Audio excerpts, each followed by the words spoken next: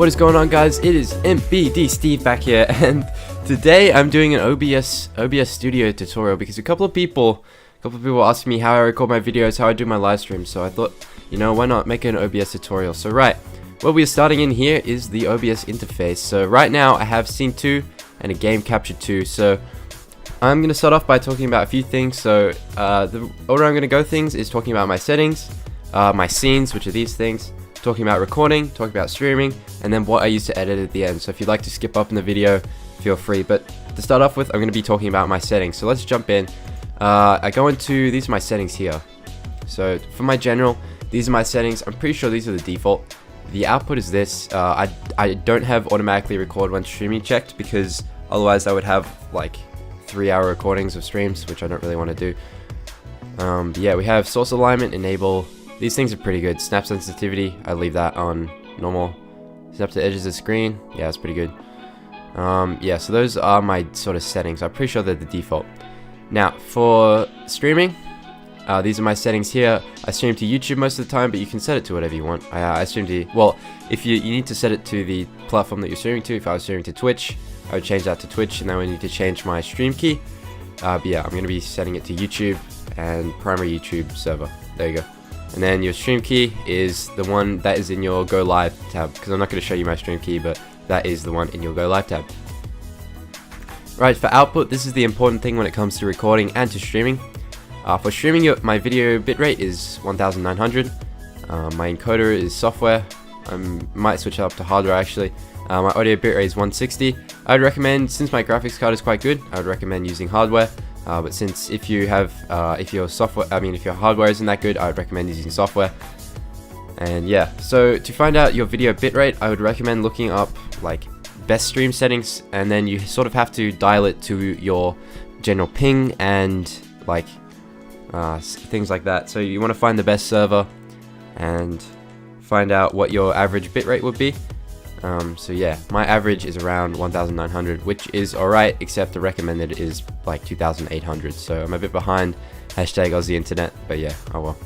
For recording, I have my recording path, and I usually change this for each video. Right now, I'm recording to the OBS tutorial. As you can see, this is my second take of the video, but that's fine, that's fine. So yeah, I have all my files laid out like this, so yeah, it's pretty cool. But yeah, I would recommend changing up each folder every time you record a new video, so that you know where your video is, so it's easier to edit. For recording quality, I use indistinguishable quality, large file size. That is one below the lossless quality, and that is because I can remove the video clip after I finish and use it on an external hard drive, or move it to the hard drive on my computer, because I only have 250 gigabytes of SSD storage. But yeah, my computer's pretty good. I'm running 2 SSDs in RAID 0, 128 gigabytes, so yeah, they're pretty good.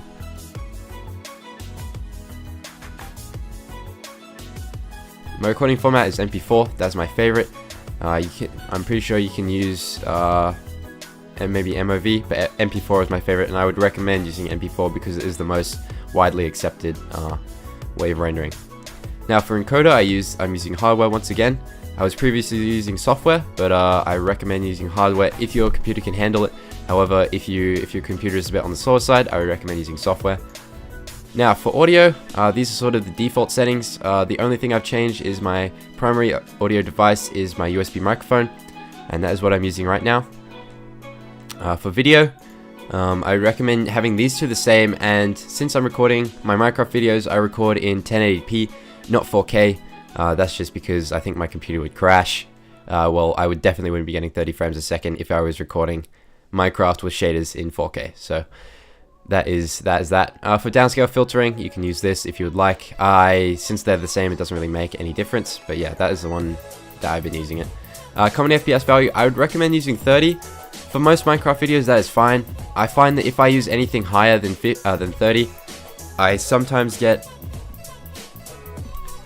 FPS drops in the actual recording itself. Not in my game, but in the actual recording itself. So I've found that 30 is like the sweet spot where it looks good, but it doesn't lag at all.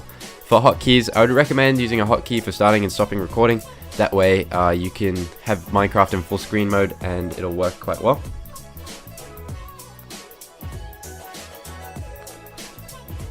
Now for advanced settings, these are just default, I'm pretty sure. So yeah, if you'd like to take a screenshot of that, then just check that out. But I don't really think you need to do any of that. Now, for my audio, what I use to record my audio, I actually am using Audacity. So if I can bring that across, you can see that Audacity is picking up my microphone. And the reason for that is because I found that if I record my audio with OBS, sometimes I do get lags where, see if I put this on, you can see that. But sometimes I get points where the video drops, like the mic quality cuts out. So yeah, if you would like to change your microphone, go into settings, properties, and then choose whatever microphone you would like. And then there we go. Now for desktop audio, you can choose which desktop you would like. I'm using default because that is my default. But yeah, it does pick up most of the game sound, so that is all good. Now, for actually recording your content, this is jumping into the next section, which is scenes. To create a scene, what you want to do is click plus, create scene. I'll call this test. Jump into test, and now to record Minecraft, so you can see I have Minecraft open here. If you want to record Minecraft, what you need to do is you need to add a source, go into game capture, click OK, and then go into capture specific window. Now what that will do is make sure that you only capture Minecraft, you don't capture anything else. You want the window to be java.exe Minecraft 1.12, and there you go. Now you can notice that you can see that there is a bit of like a difference there. To fix that, what you want to do is you want to go into property, no, you want to go into transform, and you want to go stretch the screen, and then that will fill up 1080p. So yeah, and then if you go into full screen mode in Minecraft, it will like look 1080p. But right now, since there's a lineup there and the taskbar, it does make it a bit smaller. So yeah, that's how I record my games. Now I'm going to be jumping into actually recording. So for recording, I start recording and I make sure that I specify the correct place for the file. There's an output browse, and then you can select the correct file place. So I start recording and I record my audio with Audacity as I'm doing right now. So yeah, that is how I do my recording. Now for my streams, I have a few things. I might just delete this because I don't really need it. This is the same as scene 1. Yeah, for streams, I have this. So you can have a bunch of different scenes. I have one for my PS4, one for RuneScape, and then one for normal Minecraft, and then one for my streams. So yeah, now if I open this up, you can see it comes up. You might need to open it up like just on your taskbar for it to show up in OBS, but then once it does, it'll be all fine, all sweet. So yeah, for streams, I currently have a live sub count. If you'd like to check your live sub count, go into properties and go into here, and then that is nbdSteve. But if I put nbdSteve2, that will update. There we go.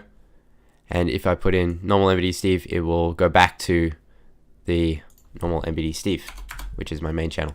So yeah, that is how I get it like that. Now for actually getting it up into the top right, what you want to do is you want to go into filters, do crop and pan, and then as you can see, this moves how things go.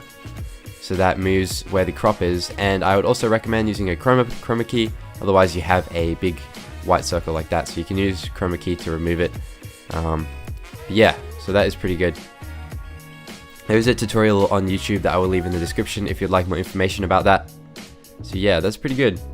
So that is what I use for streaming. When I am streaming, I do record my microphone with OBS, so I will have mic and aux. That way I don't have to worry about having Audacity and trying to link Audacity with OBS in real time. So yeah, I recommend start streaming and just use OBS for streaming. Alright, now that I have the live sub count, I can also add a browser source, and what this does is this is what I use for my Twitch alerts. So that basically sends me alerts whenever someone subscribes. So as you can see, I get a subscription notification, which is absolutely awesome because I love having that pop up on the stream. So that's really cool. But yeah, browser source, properties, get into your Streamlabs link, your alert box link, and then you can get that. So yeah, that is pretty cool. That's pretty cool. Now, for what I use to edit, I use Sony Vegas, as you can see here. Here is my video from yesterday, which I think went up about an hour and a half ago. But yeah, this is my, I didn't know I was recording this video. But yeah, this is what I use to edit. What I do is I have my intro in a template video. So if I go into my videos temp folder, I have my template here. So yeah, this just has my intro, which is pretty good. And this is in 4K. So if I ever want to record 4K videos, I can. But yeah, even my computer does lag with the 4K. So that's pretty good. So yeah, use Sony Vegas to edit. It is a really valuable tool. You can add in as many video tracks and audio tracks as you would like. Basically, it's just an awesome tool. I really like it, and you can.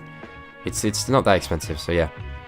That is going to do it for today's tutorial, guys. I really hope that you have enjoyed, and I hope that you are able to set up your streams and recordings. It's a lot of fun, so I would highly recommend doing it. But yeah, thank you guys so much for watching. I'll see you in the next video. Bye. See you for now, guys. See you later.